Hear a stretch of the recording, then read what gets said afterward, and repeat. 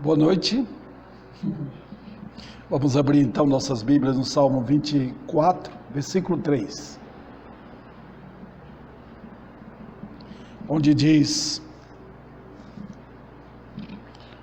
o que é limpo de mãos e puro de coração, que não entrega a alma à vaidade. Nesta tradução aqui está falsidade, mas parece que a outra tradução está vaidade. Eu escolhi a palavra vaidade ao invés de falsidade, porque é uma palavra mais com explicação, ela deixa mais claro o assunto, né? Então, o tema hoje será sobre o que é entregar a alma à vaidade, né? Então nós vamos neste momento orar. Meu Deus, que eu possa pregar tua palavra cheio do teu poder, para ajudar a todos quantos precisam ouvir. Aliás, quem é que não precisa ouvir tua palavra? Ela é a verdade, então todos nós precisamos, crentes e não crentes, precisam ouvir a doce palavra, o doce evangelho de nosso Senhor e Salvador Jesus Cristo. Dá-me tua graça agora, durante esse período de pregação. Em nome de Cristo, amém. Entregando a alma à vaidade. E para mim é um desafio pregar sobre esse texto, porque é um salmo impressionante. Às vezes nós ficamos tão apegados como tivéssemos adotado um salmo para nós e ficamos só naquele salmo, né? Esquecemos de outros. Por exemplo, a gente gosta muito do Salmo 23, porque é muito claro aquele salmo: Senhor é meu pastor, nada me faltará. Você já pensou em adotar o Salmo 24? Porque é um salmo incrivelmente revelador. Eu quero trazer somente essa frase aqui: entregando a alma à vaidade. Para expor melhor a coisa, para que os irmãos venham a entender melhor o assunto, o que é que o Salmo está falando? Deus está mostrando aqui, inclusive eu já preguei sobre os versículos 1 e 2 deste Salmo, sobre como Deus é o dono da terra. Minha é a terra, do Senhor é a terra. Então, é um salmo que humilha muito os homens. De fato deve humilhar. Porque o ser humano no pecado, ele esquece disso. Ele entra no mundo, na terra, como se fosse dele. Ele esquece que é de Deus. Então, nós estamos aqui num breve período. Todos nós estamos cientes. Nós vamos partir. E a pergunta aqui é: quem subirá ao monte do Senhor? Essa pergunta não é retórica, né? A pergunta retórica é que ela fica dependendo de uma resposta. Ela tem resposta, porque Deus responde. No versículo 3, né? É o versículo 4. Não, é o versículo 4. O versículo 3 dá as perguntas.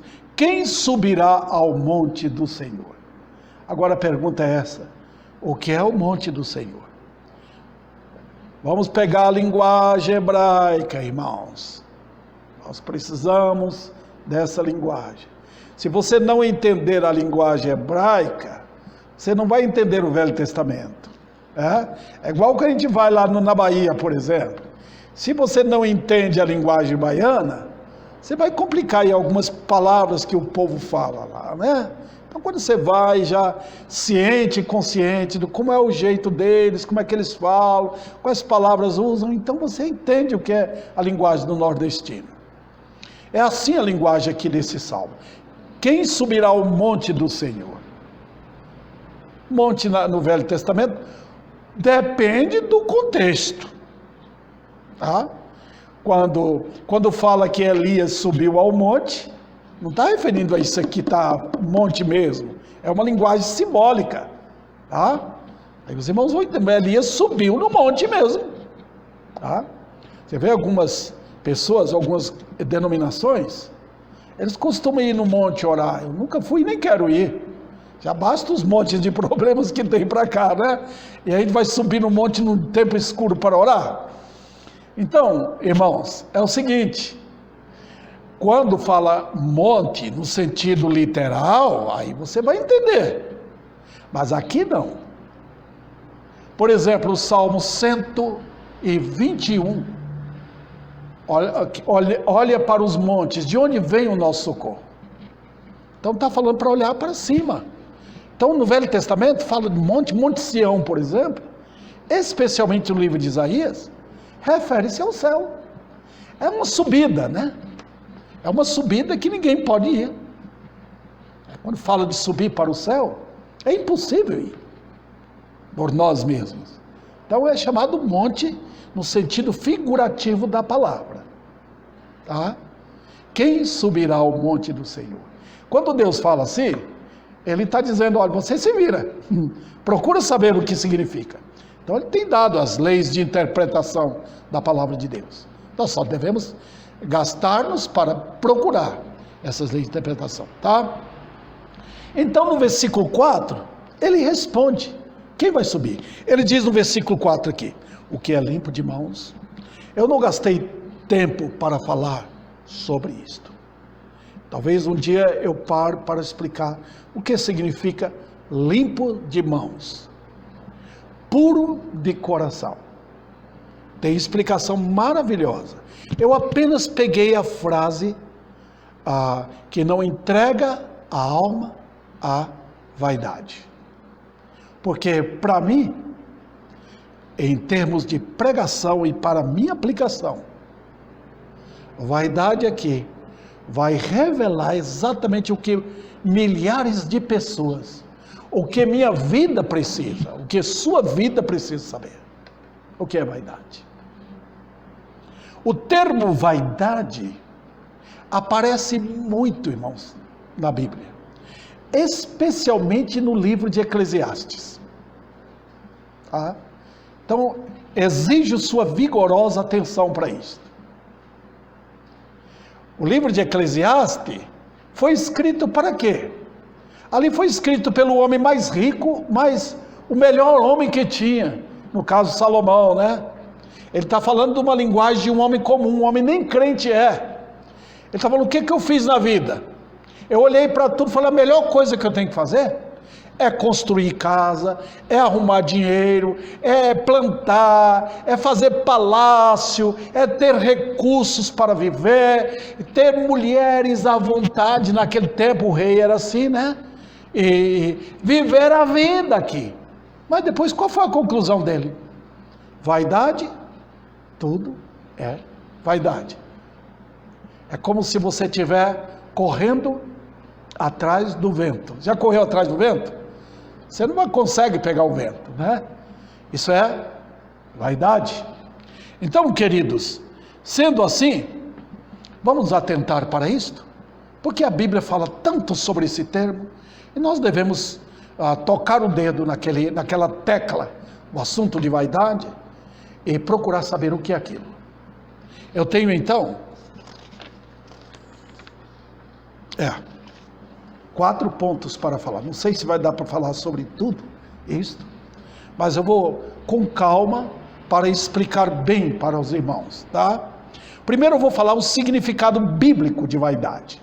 Aí eu exijo da parte de vocês muita atenção, que vocês sejam perspicazes, quer dizer, capazes de examinar o que está escrito na Bíblia, tá? O primeiro é o significado. O que significa vaidade? Vaidade significa esforço cujo resultado é nada. Eu vou repetir para vocês entenderem. Vaidade significa o esforço que resultará em nada. Por exemplo, Paulo fala em Efésios para nós não seguirmos o modelo do mundo lá fora, dos gentios, porque eles andam na vaidade dos seus pensamentos. Vamos ilustrar. Você pega uma bola, por exemplo, que o jogador chuta, as crianças brincam no quintal, na frente da casa. Você fala, eu vou abrir aqui para ver o que tem dentro. Quando você abre, não tem nada lá dentro. O que tinha? Então o termo vaidade significa procurar uma coisa e não achar nada.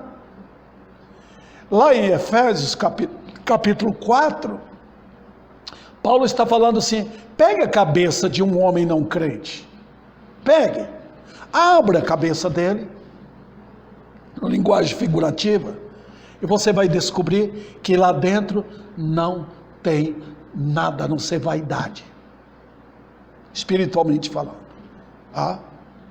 Então, queridos irmãos, esse é o sentido da palavra. Eu tenho uma outra explicação. O que a Bíblia está querendo dizer é o seguinte, que vaidade é quando eu tiro os olhos de Deus para buscar outras coisas. Ao tirar o foco de Deus, eu vou ver vaidade. Eu vou correr atrás de nada. Vai resultar que eu não terei nada. Está vendo? A minha busca será inútil. Foi isso que Deus queria falar para Israel, quando caminhou com o povo, levou o povo, conduziu fielmente o povo, durante aqueles 40 anos. Deus está falando, não tire os olhos de mim, confie em mim. Não foi eu que tirei vocês do Egito? Não foi? Não fui eu que dei providência para vocês, abri o mar vermelho? Não fui eu que conduzi vocês até aqui? Dei água para vocês beberem? Dei pão do céu? Não tire os olhos de mim. Por quê? Deus está falando, se vocês tiram, vocês verão outros deuses. Vocês verão os ídolos. E vocês vão ficar como que impressionados com eles. E vocês vão receber o que em volta? Nada. Noutra passagem, Deus fala com Israel, tire os olhos dos ídolos, porque são nulos, não tem nada neles. Impressionante, queridos irmãos. Então ele está dizendo o quê? Em suma, tire os olhos de mim, coloque os olhos em outra coisa, vocês vão resultar em quê? Os ídolos vão dar o quê para vocês? Nada. Então, queridos, eu estou tentando gastar tempo aqui para explicar o significado de vaidade. Vamos um pouco mais na prática.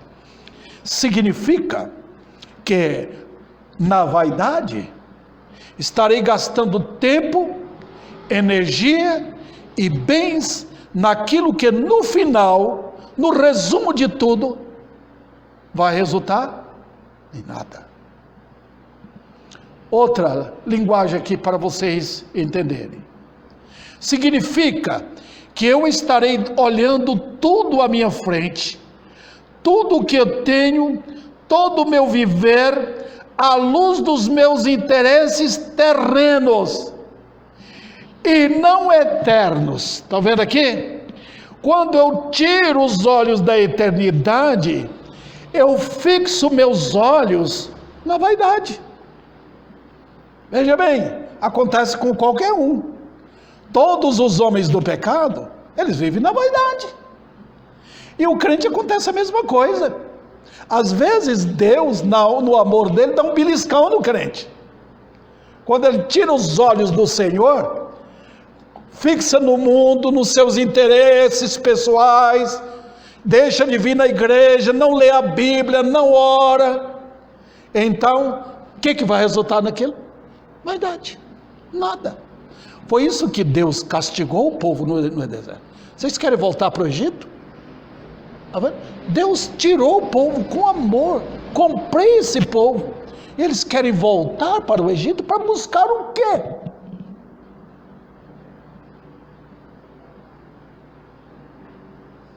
Então, queridos, quando eu vivo à luz dos meus interesses terrenos, está dizendo que entreguei a minha alma à vaidade. Está vendo? Uma vida contínua assim, significa que não vai subir. Está vendo? Não vai subir para o monte do Senhor. Essa mensagem tem em vista alertar os crentes, alertar vocês, para voltar os olhos para Deus. Eu tenho o terceiro subponto aqui, nesse ponto. Compreendendo tudo à luz da experiência de Salomão em Eclesiastes. Se vocês quiserem abrir um pouco aí em Eclesiastes, dá uma olhadinha assim, rapidamente, dá aquela visão geral nesse livro. Olha, o que aconteceu ali com Salomão? Salomão percebeu que todos os planos de vida dele, os planos de conforto, de adquirir aquilo que os olhos tanto queriam, que tanto a carne queria, era puramente vaidade. Ele, na posição de rei, riquezas em abundância, bastava fazer assim, os empregados vinham, o conforto de uma cama, o conforto de ter todo mundo trabalhando para ele, o conforto de ter hortas, conforto de ter animais criados, o conforto de não faltar nada, o conforto de satisfazer a carne com comida e com sexo. Tudo ele tinha, mas ele percebeu, ele chegou àquela conclusão: é pura vaidade, não vai resultar em nada, eu estou lutando à toa.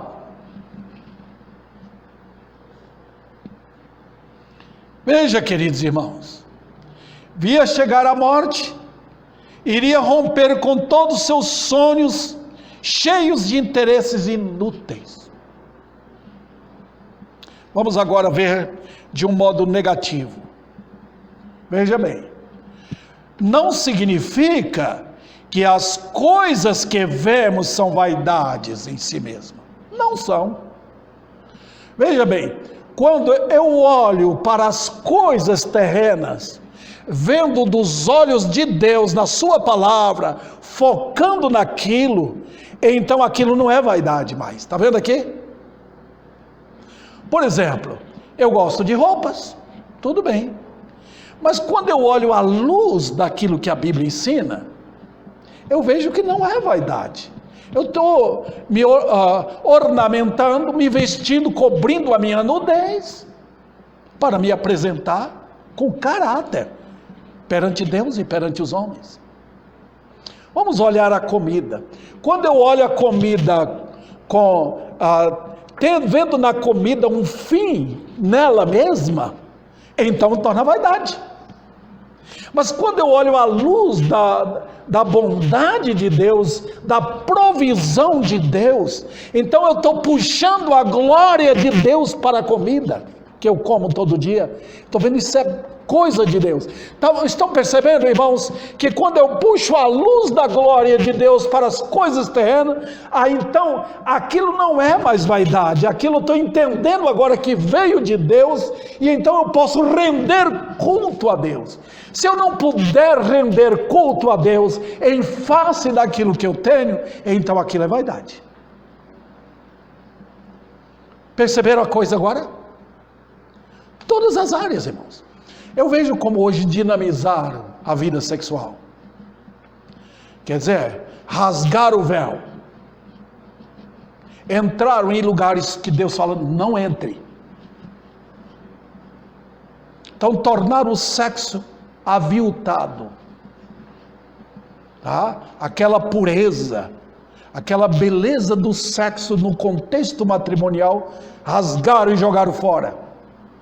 Então, veja bem, quando os homens olham para aquilo, eles veem vaidade, tá? Aquela satisfação carnal, ela é violentada. Então, o que acontece? Tudo vaidade. Quando eu olho para esta vida sexual, à luz da glória de Deus, eu percebo que foi Deus quem fez. Então não é vaidade aquilo, a bênção ali. está timbrando a glória de Deus naquilo. E então aquilo me motiva a voltar e louvar o meu Deus. Então, queridos irmãos, é a vida em todos os sentidos. Quando a vida não tem o enfoque da glória do Senhor, ela me torna vaidade. Veja bem, queridos irmãos, eu vou puxar para vocês agora, para o Salmo 37, não precisam abrir, mas aquele salmo tem 40 versículos, mas é um salmo incrível. Ali Deus está falando, quem fez a terra? Sou eu. Quem é dono da maçã, da laranja, da banana, do feijão, da água? Quem é dono de todas essas coisas? Sou eu. Então Deus está falando o seguinte para os crentes, para os filhos dele: entrem, tomem posse, participem. Você está vendo tudo isso? Não se interessem por isso. Interessem em me buscar. Interessem em conhecer-me. E eu vou suprir vocês. Está vendo? Então, os irmãos perceberam o que acontece? É que quando eu dou meu enfoque, eu coloco meu coração nas coisas e não em Deus, então aquelas coisas dominam a minha vida e elas tornam-se perante mim vaidade. Outro detalhe, de muita importância. Veja, quando eu tiro os olhos do meu Senhor, do enfoque bíblico que a Bíblia dá sobre as coisas, o que acontece? Ídolos começam a aparecer. Satanás coloca perversão e impiedade em todas as coisas. É por isso que os ímpios criam o Deus do sol, o Deus da lua, o Deus da chuva, o Deus disso. Está vendo? Por quê? Porque tirou os olhos, eles não veem a glória de Deus, então eles colocam a divindade em cada coisa. Isso é perigoso, porque pode acontecer com os crentes, porque ao pensar que é Deus, eles não estão percebendo que estão adorando demônios. Foi isso que Samuel falou para Saul: o culto que você fez, você estava focado nos seus interesses, Saul, não na glória de Deus. Deus mandou você matar os amalequitas, você não matou. Você trouxe o rei deles, você trouxe os animais. Deus queria sua obediência, então você colocou enfoque nas suas coisas e disse: vou adorar a Deus do meu jeito, e você não estava vendo que ao olhar para aquilo, você estava vendo sua glória, e nisso estavam os poderes das trevas incitando você. Está vendo? Culto aos demônios. O texto mostra que o real perigo está quando eu voluntariamente pego a minha alma e enrolo a minha alma na vaidade. Está vendo? O que é isso? Quando eu sufoco a minha alma, quando eu pego a minha alma e aprisiono-a naquilo que ela mesma não pode desfrutar. É tentar estruturar a vida naquilo que passa. Está vendo? Eu e você, querido irmão, nós temos, o homem é feito corpo, alma e espírito. Quando a Bíblia fala alma aqui, está falando daquele setor invisível do homem. Tá? Quem está falando aqui para vocês? Davi. Vocês não veem realmente a alma. Eu vejo vocês fisicamente, mas eu não vejo a alma. Eu vejo os olhos rodando, a alma está ali, usando o corpo para comunicar. Quando a gente morre, quando a alma sai, o corpo para de funcionar. Então, nosso corpo é o mecanismo, está vendo? É o instrumento da alma. Tá? Por que eu movo as mãos?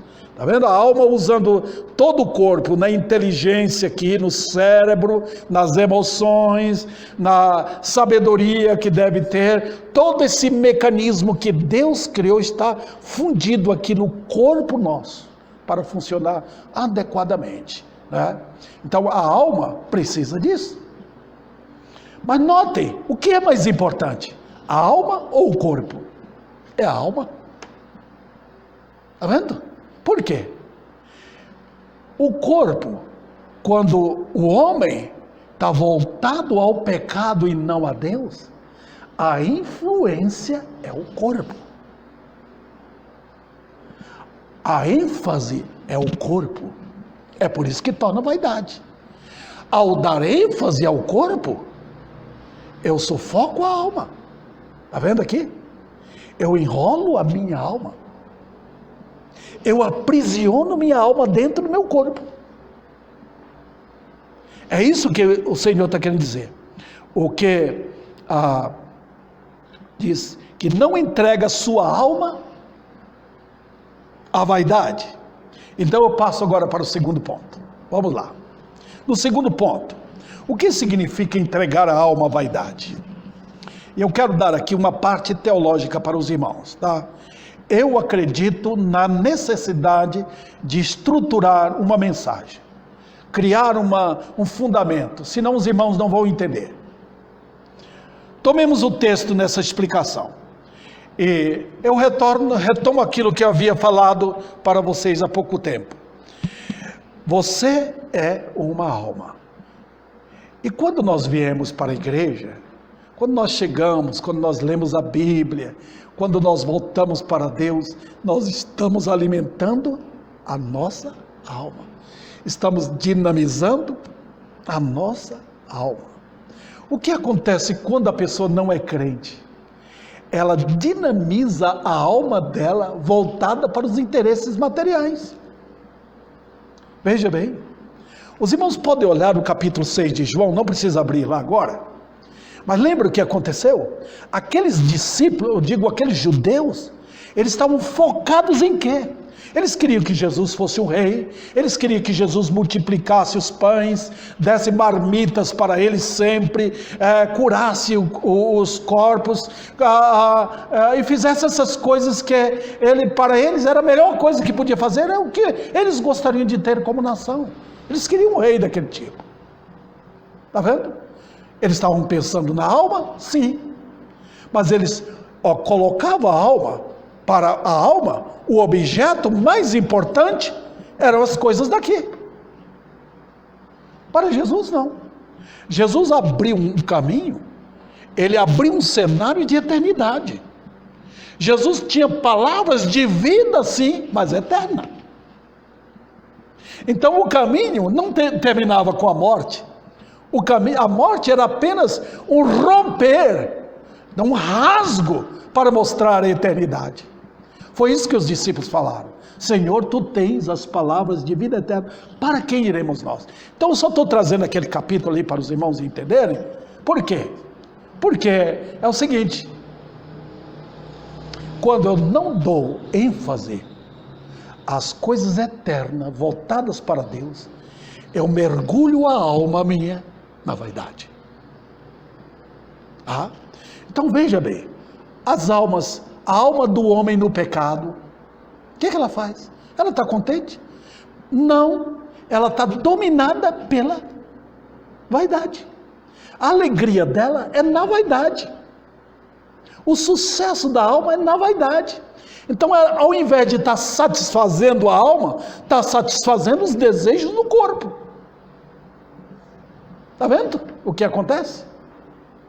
Então o peso vem sobre a alma e passa a entregar a alma, ele entrega a alma à vaidade. Eu levo vocês, não precisa abrir também, no Salmo 103, não precisa, vocês vão lembrar. Olha um crente falando, bendize, ó minha alma, ao Senhor. Está vendo?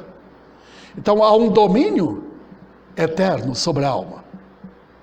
O crente não está brincando. Ele está dizendo, vamos para a igreja. Adore a Deus. Você está sentindo dores? glorifica Ele. Você está perdendo as coisas? Glorifica Ele. Então, veja o domínio sobre a alma. Foi assim que Jó fez. Quando ele perdeu tudo, perdeu os filhos, perdeu os bens, tudo foi embora, tudo foi roubado. Imediatamente ele entrou em ação pelo poder do Espírito para dizer, ordenar a alma, e a alma ordenar ao corpo: cai no chão agora, não rasgue o cabelo, não arranque o cabelo, não rasgue a roupa, adore a Deus. Está vendo, irmãos? Veja, queridos, eu quero perguntar: nós somos responsáveis pelas nossas almas? Claro. Ela depende inteiramente de como eu encararei a vida. Nós temos aqui esse casal que tem essa criança. No momento, enquanto essa criança está sob os cuidados dos pais que Deus entregou, os pais são responsáveis pela alma dele, tanto quanto pelo corpo. A criança precisa de alimento, está mamando, aquele período de amamentação, logo ele vai deixar a amamentação, vai precisar de alimento normal que todo mundo come, mas os pais devem cuidar da alma.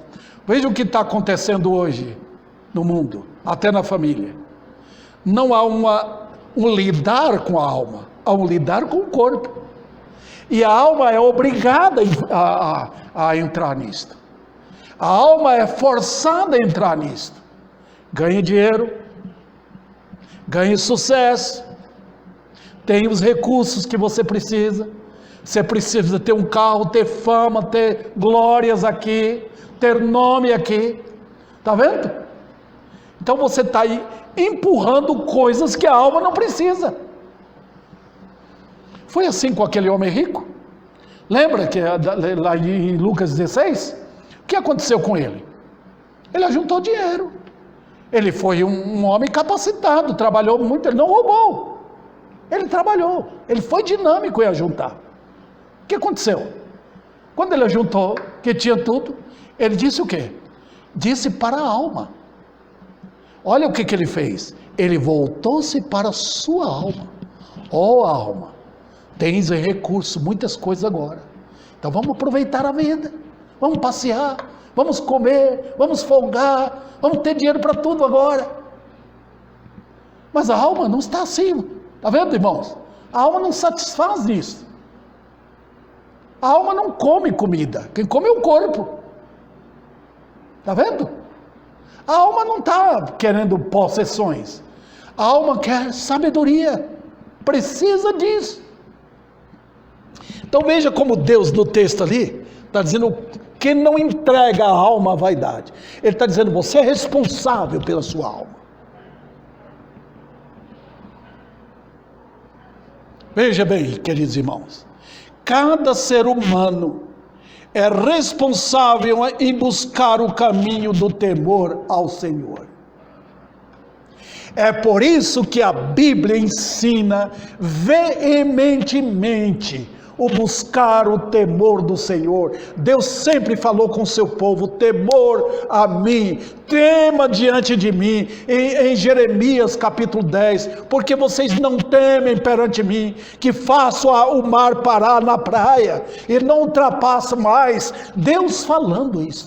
Temei, tremei diante de mim. O temor do Senhor é o princípio da sabedoria. Por quê? Porque quando nós tememos a Deus, nós estamos na realidade no caminho certo, trazendo a alma de volta a Deus. Está vendo? Colocando perante Deus e ensinando a viver. O que é que o Evangelho faz? O Evangelho não vai só atrás dos eleitos. O Evangelho publica para todo mundo: arrependei-vos. O Evangelho ataca todos: o ladrão, o assassino, o bêbado, o homem que é normal na vida, dizendo: arrependei-vos todos.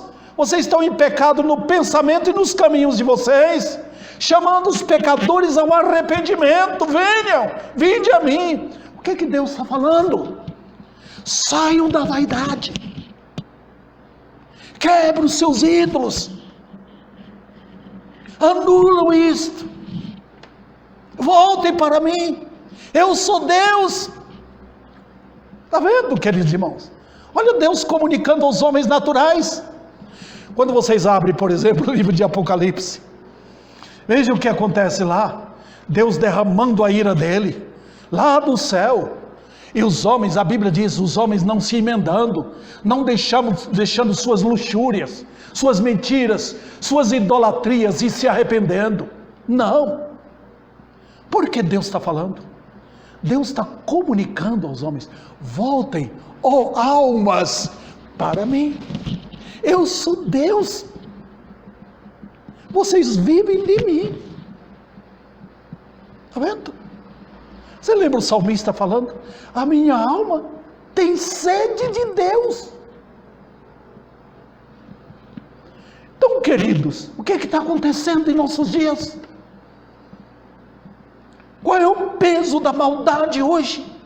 É que as almas, elas estão imprensadas na satisfação da carne, na miséria de ter coisa, de comida, de luxo, de passeio, de roupa, de vaidade em todos os pensamentos. Então o que acontece quando os homens abrem a boca? Vocês podem perceber, não há glória a Deus, é vaidade, vaidade saindo.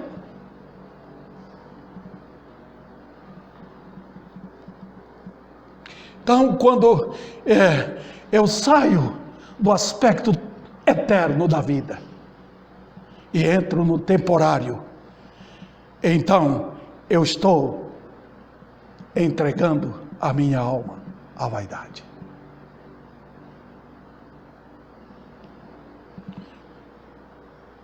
Segundo subponto aqui, nossa alma sem Deus, ela fica completamente desamparada, à mercê daquilo que o pecado quer, nas paixões da carne. Veja, a alma é a parte não material do homem, mas ela está ligada ao corpo.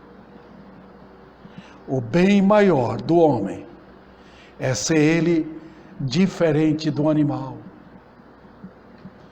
Hoje, os irmãos estão percebendo que os homens chegaram a uma tal situação, um tal desprezo à alma deles, desprezaram a alma, porque salientaram os bens da carne, que até os animais são contados como se fossem personalidades. Incrível.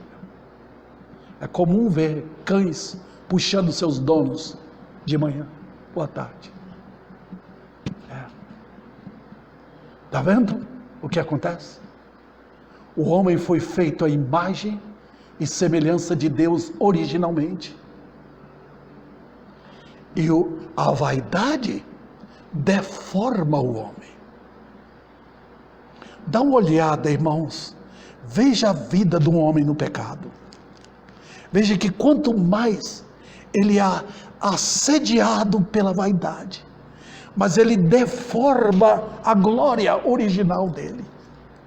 Olha uma mulher no pecado. Olha a vida de Jezabel.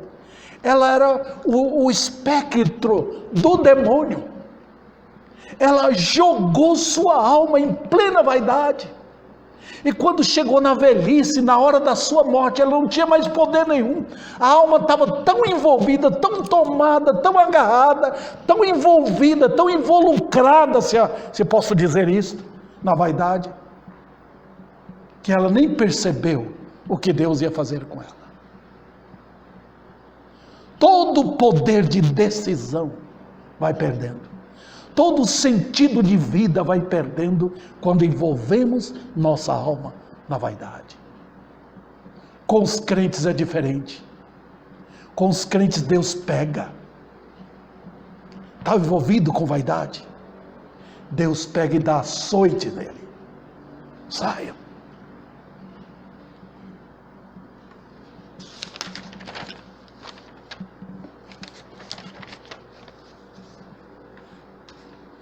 Em terceiro lugar aqui, nesse subponto, entregar a alma à vaidade em suas manifestações. Vamos ver. Primeiro, entregamos a alma à vaidade quando eu vejo a vida do ponto de vista, eu já falei sobre isso, mas vale a pena repetir, material. Meus interesses estão voltados em dinheiro e não na glória de Deus. Meus interesses estão voltados mais na família do que na glória de Deus. Está vendo? Nada disso é errado. O problema é que eu tirei os olhos de Deus. Está vendo? Está vendo Judas, que aconteceu com ele? Ele tirou os olhos do Senhor, do Filho de Deus, e focou no dinheiro, na riqueza. Está vendo? Então ele empurrou a alma dele cada vez mais para a vaidade, até que caiu no inferno.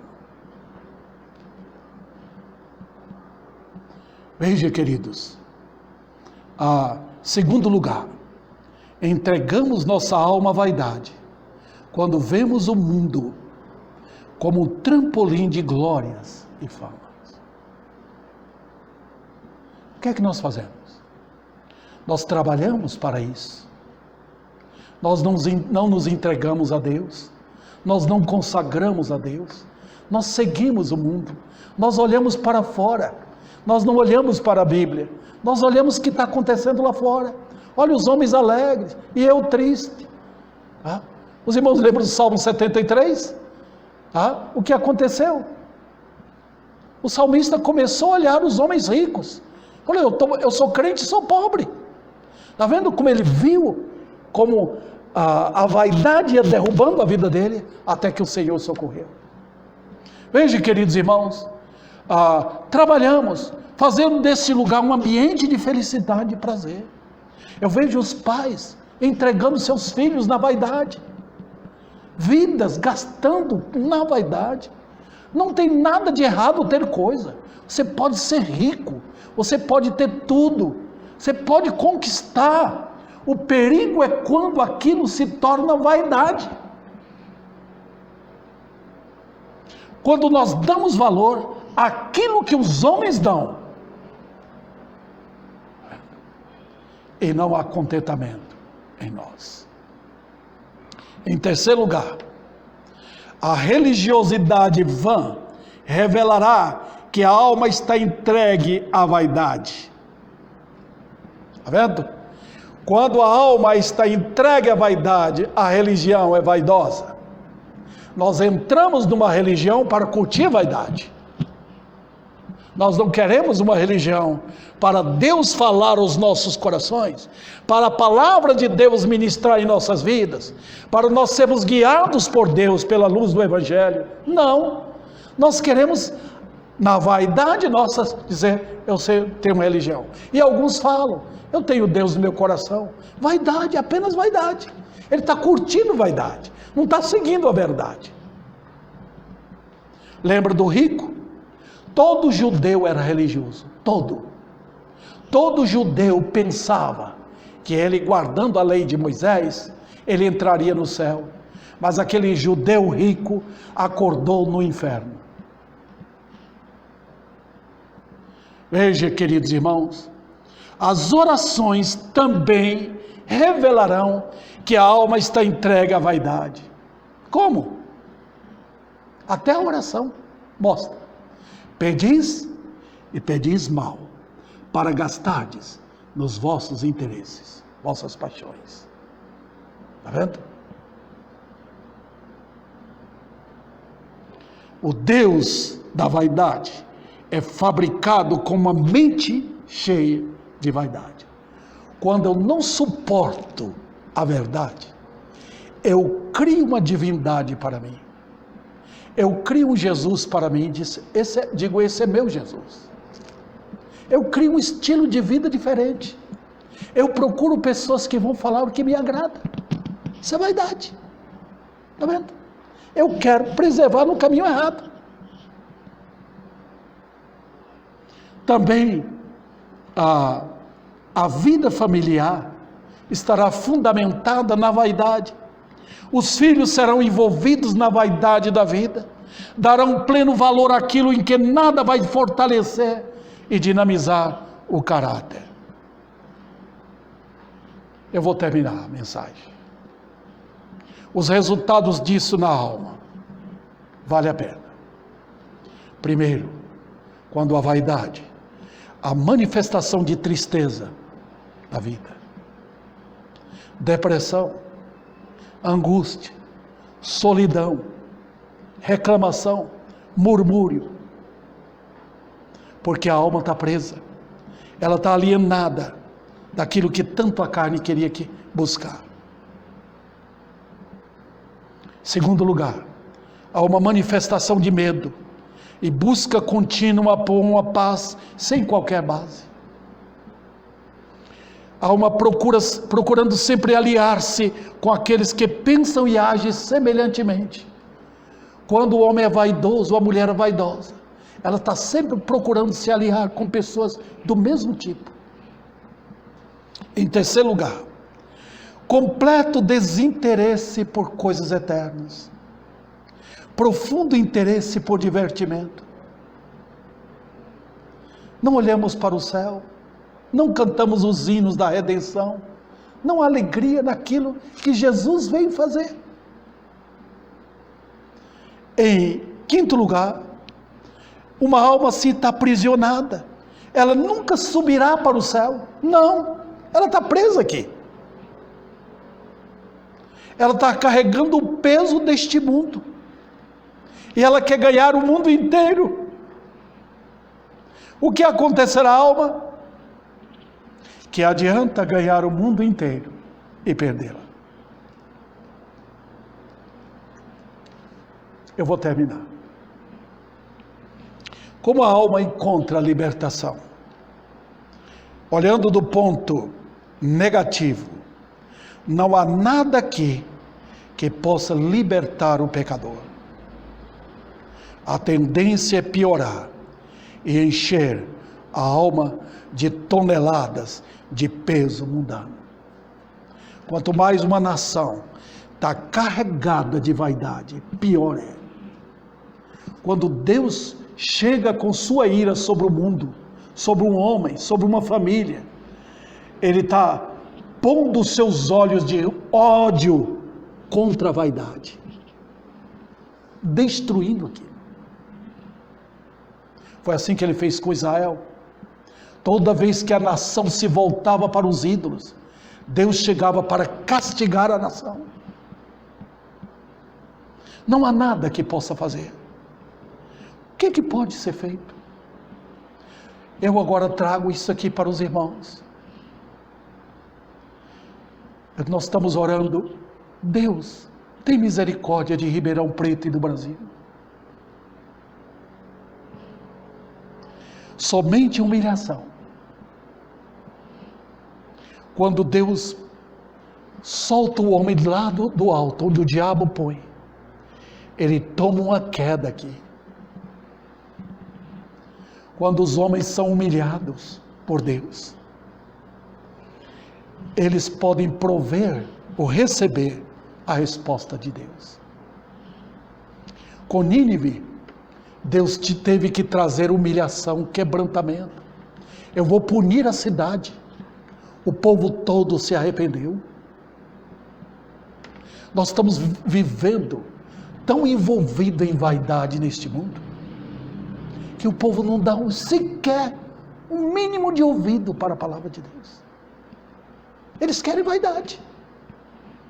Então, queridos, o que acontece? Deus vem com sua mão de punição. Quando os homens reconhecem a sua queda, reconhecem a sua miséria, reconhecem o seu merecimento, reconhecem a inutilidade deste mundo, e o destino eterno merecido no inferno. O inferno é o lixão de vaidade. Quando eles reconhecem isso, é que eles clamam: todo aquele que invocar o nome do Senhor será salvo. Tem invocação hoje? Não. Vocês veem almas invocando? Não. Eles estão tão envolvidos, curtindo a vaidade, que eles não querem saber disso. Não sentem clamor, não pedem. Eles veem o perigo de perder suas vaidades. Eles veem o perigo de perder aquilo que é bom para eles, quando a morte chega perto, quando as enfermidades atacam, quando os ladrões entram. Eles veem o perigo de perder a vaidade. Mas não há clamor ao Senhor. Quando nós estamos numa situação em que uma sociedade não clama, não invoca, é sinal de que nós precisamos urgentemente da misericórdia de Deus. E a nossa sociedade está assim. Clama-me, eu responder-te-ei. Deus fala. Não há clamor. Então há vaidade. Entrega a alma à vaidade. Vão para o céu? Não. Vão descer. Estão indo para o inferno. Cristo liberta. Cristo arranca o peso que envolve a alma. O peso do pecado é toneladas. Só quando o Evangelho nos lembra que um homem caísse, eles começam a murchar. Por quê? Você fura a bola e a bola murcha. Não é verdade? Quando você fura a vaidade, pronto, despenca tudo. Quem é você? Nada perante Deus. Pura vaidade. Que esta mensagem venha trazer pecadores ao arrependimento, arrepender das suas maldades, arrepender dos seus pecados e correr para Cristo, para ser salvo. O Senhor aplique esta palavra aos nossos corações e que os crentes acordem para voltar para o Senhor.